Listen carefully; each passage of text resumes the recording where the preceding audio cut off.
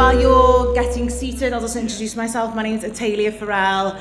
I'm co-director of Movema, which is a World dance company based in Liverpool and Bristol.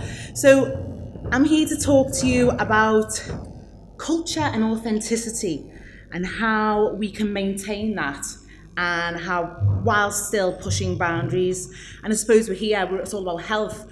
And I'm going to talk about this within the health topic of your mind. So we've talked about lots of things about keeping your body healthy, but also we can't forget your mind is just as important as the rest of it, and a healthy mind is part of having a healthy body.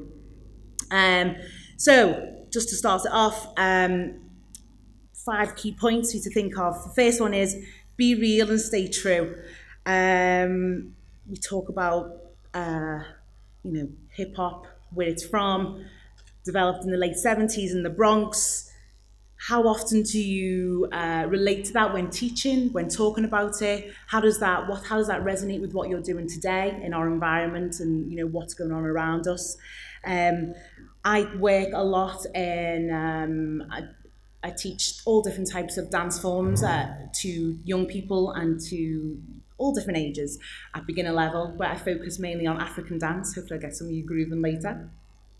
And it's just about how do we bring that to the actual studio in a fun way. We talked about the accessibility of this information so that people actually take it in and don't go, oh, I'm not going to come back to this class, or it's not relevant for me. Because it is, why we're here today, whatever reason you connect to hip hop is personal to you. Maybe it's due to your form of expression, you like how it looks. But I suppose what I'm really trying to think about is how we really thank what has came before it and make sure we know where it's from, the root of it.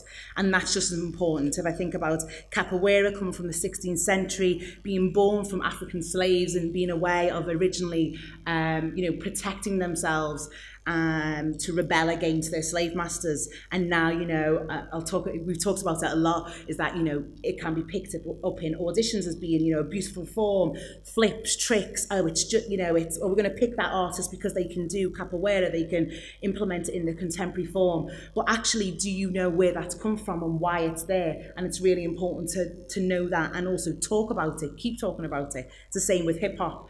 We're talking in Chester, another conference about diversity, and a lot of the time hip hop is said, oh yeah, it's just hip hop, it's just this, it's just African dance, yeah, they shake their booties, they do this. It's not. We need to know the form and where it's come from so that you can feel empowered to talk more about it and know why you're doing it. Not saying it's, the message might be different for you in the way we've evolved our current environment, but it's important to know so that we can respond to when people go, oh yeah, they just spin on their head. Another thing is with culture, with your art form, say something with it. A quote from Nina Simone is that, I'll say it straight, artist's duty is to reflect the times. We've got this, it's amazing that we're in this art form of dance. We can say so much of it by looking so beautiful, as well as connecting with ourselves, for nourishing ourselves as well. So why not say something with it? I think that's really important, especially I'm big on, the way the world's evolving, all these things. There's a lot of messages that we can say. Number 3. We talked a lot about yeah, why not? We talked a lot about, when is an injury, having the confidence to say what you want to say, whether it's about your body, whether it's about your mind, whether it's about reflection of the root.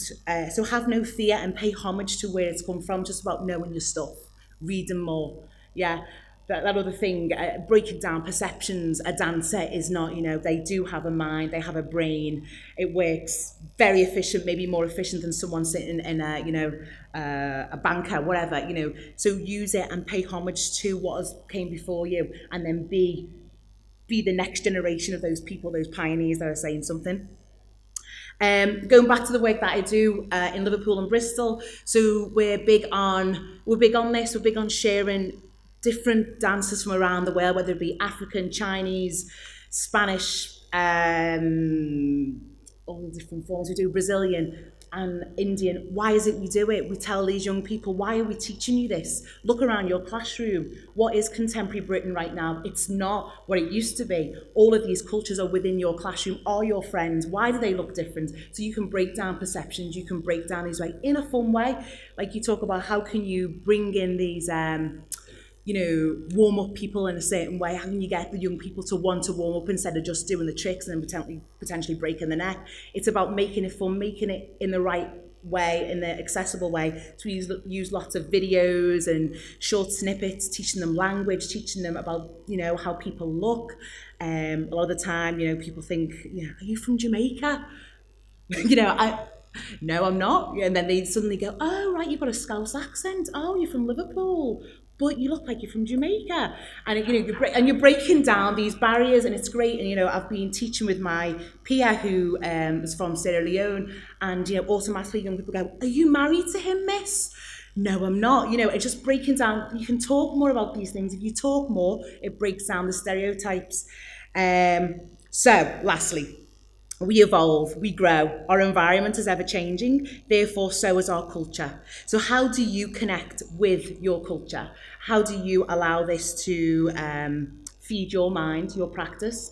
And then how does it connect with your mental health, and how do you look after that? That's it. Let's talk.